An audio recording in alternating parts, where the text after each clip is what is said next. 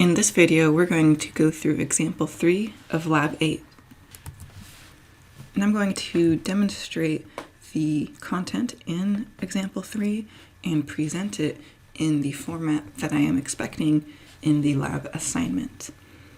So a description of the study was given in example 1, where here we've got the angling effort, which is the number of angler hours observed on the Buffalo River on randomly selected days. And the type of day was also noted. And in the previous video in example 1, we discussed why the requirements were met. I have copy-pasted the questions, and since we've already went through our first step, which was looking at the normality requirement, I have copy-pasted our QQ plots and the Shapiro test here. The requirements, I would state that they are met for all the reasons that we mentioned earlier. We'd mentioned the weekend data appeared normally distributed. I can see the p-value here from the Shapiro test. It's large enough. And in the weekday data, the p-value from Shapiro test was small, indicating that it was not normally distributed, but the weekday data had sufficient sample size.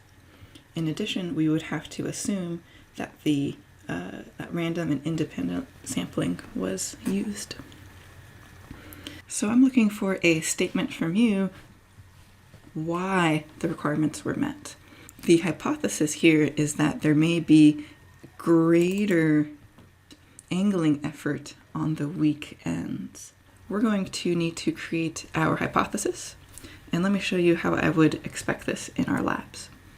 The next step, I would like us to state the response variable, and in this case, this is the number of angler hours. For the null hypothesis, you can actually write out the word, or you can write HO, same thing for the alternative.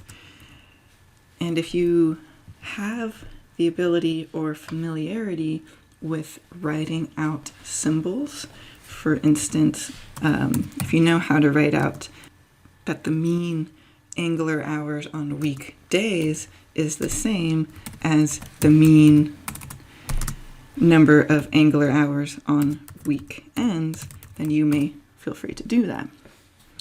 If you do not want to use those symbols, then you can just write that the mean for,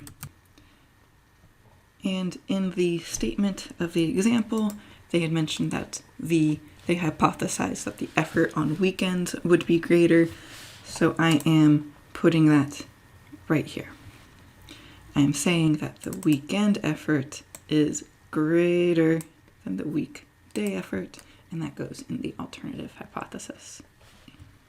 Part D often is going to ask you about stating the level of significance. Recall that that is alpha. Here I've actually told you what alpha is, but in a indirect way. Here I've stated that the type 1 error is, suppose they want the type 1 error rate to be 5%. But type 1 error and level of significance are the same.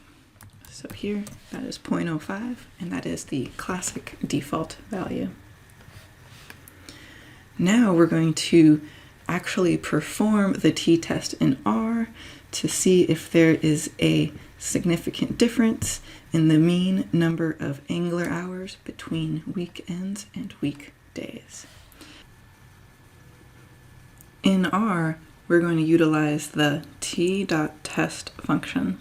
Because our data is grouped, remember we have the quantitative values in one column and it's categorized in another column, we're going to end up using this squiggle symbol. Additionally, because we have a directional alternative hypothesis, we need to consider how R is arranging those values.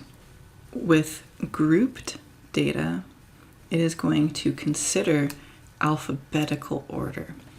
So because weekday comes before weekend, we're going to specify a less than alternative to correctly indicate that weekday effort is hypothesized to be less than weekend effort. I'm going to type t.test. Here are the quantitative values, and it is categorized based on the day type vector. Without any additional input, this would perform a non-directional or two-tailed t-test. So we need to specify that we want a directional alternative hypothesis. Now I can input this into R, and let's take a look at the output. So it does a 2-sample t-test. It is saying Welch because remember that was the name of the method for degrees of freedom there. And we've got the degrees of freedom calculated with that intense, obnoxious formula. This is the test statistic, almost a -3, -2.977. That's a pretty large test statistic. That's pretty far off into the tail of a t-distribution. Therefore, the p-value is quite small. We're going to essentially base our conclusion by looking at that p-value. If you were motivated, we could even replicate obtaining that p-value by using the pt function. And we know the degrees of freedom was up there. This should be the same p-value as is written above. For the assignment, I'm not expecting you to use this pt function. I just want you to copy and paste input and output from R.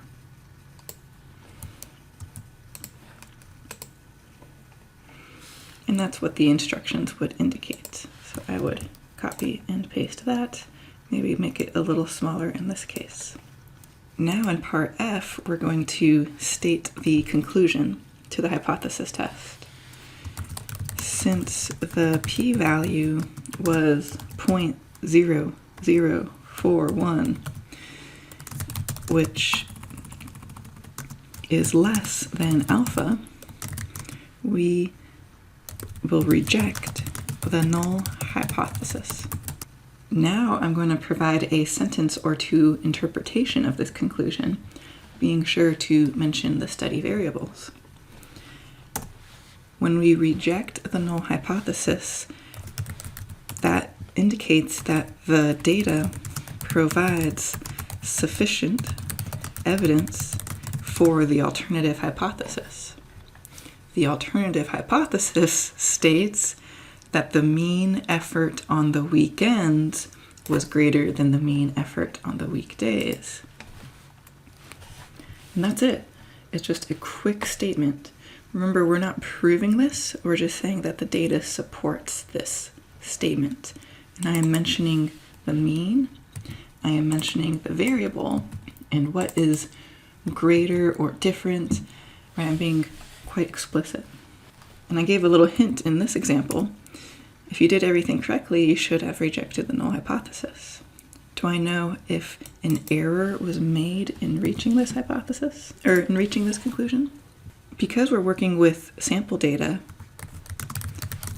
we never know if a error was made in our conclusion. This is not a mathematical error. This is an error based on sampling variability. If an error was made, it could be a type 1 error. My hint here asks to refer to the table on page 1. Let's take a gander at that.